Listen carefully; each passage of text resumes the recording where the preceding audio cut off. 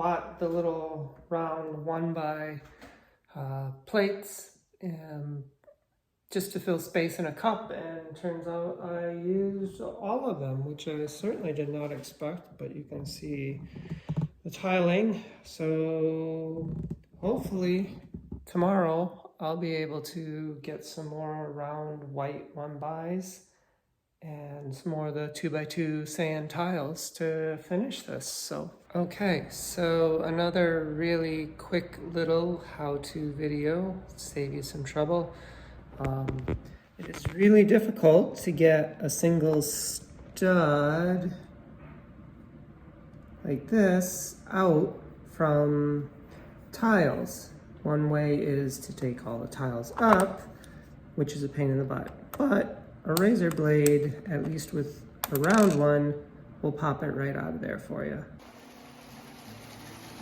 Okay, well, you can see we've got a bit of progress that has happened off camera here on the amusement park area. Got the train running, figured problems out there, had to rewire the connectors on the 9-volt system. We've got the Ferris wheel running. The loop coaster, I think anybody who has one knows that it is a difficult thing to operate powered. I don't have the knowledge or expertise right now for the appropriate pieces and parts to properly program it so it will run effectively. The large coaster over there does run. Unfortunately, right now, I only have access to one phone, and the Powered Up Functions app will not run the train or the coaster at the same time as I'm trying to film a video. And then what we're going to work on today, actually, I think, is build a platform to raise up the mixer so that it would be high enough for figures to be able to walk under it, and then also so that they can board the ride from all around the ride instead of from this one little spot over here. So we're going to take a look and see what we have for Lego pieces and parts available, and whether or not I can actually build that. And eventually we're going to get to motorizing the carousel as well, but that'll be a project for next week, probably. Actually, probably later than that, because I don't have a motor or a controller for it. So there you go. Anyways, let's get started on trying to build this platform.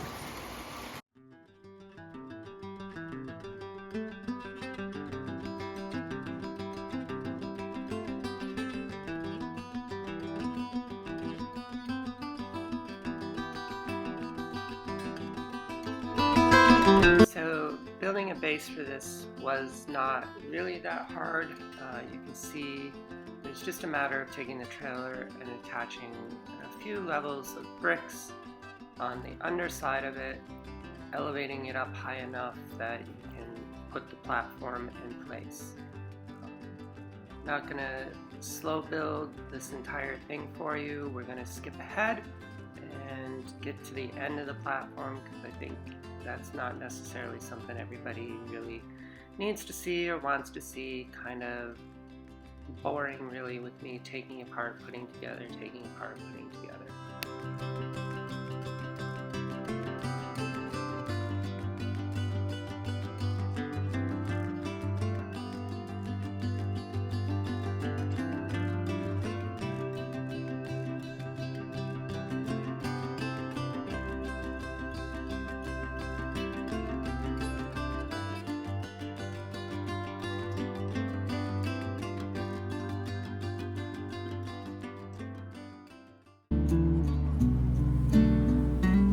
Okay, it's been a bit of a pain getting to this point, and I did not film me me taking it apart, putting it back together, taking it apart, put it back together a billion times, but I know I love a good time lapse of people tiling a piece, so here we go.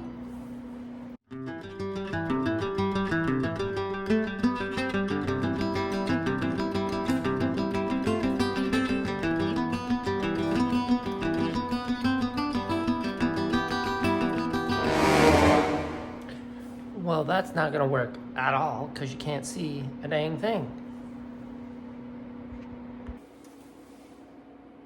Yep, that'll work a little better.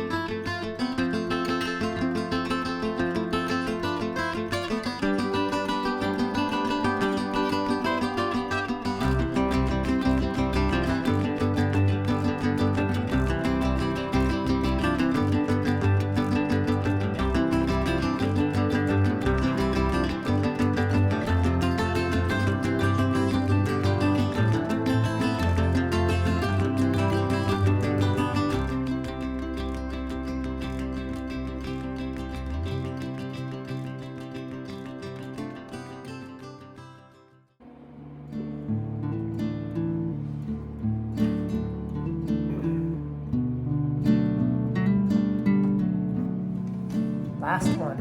If only it really went that fast. I've managed to complete building a platform for the mixer ride, and you can see that I've got some staircase here. This would be where the minifigures would be coming through the park and boarding the ride, and then after they're done on the ride they would exit down the staircase that's on the back side. Overall, I'm pretty happy with it. I was able to use pieces that I had. Not the greatest color scheme I was able to come up with, but sometimes you just have to work with what you've got. And one of the things that I really liked was being able to use these old hoses. I have no idea what sets they might have come in, but combined with this Technic brick, I was able to make some railings on the platform. So overall, pretty happy with it, even though it is maybe a little disappointing to cover up the trailer itself, because I think it is part of what makes this particular set so neat. But anyways, drop a comment below what you think of it. Please consider liking and subscribing, and thanks for watching, and we'll see you next time.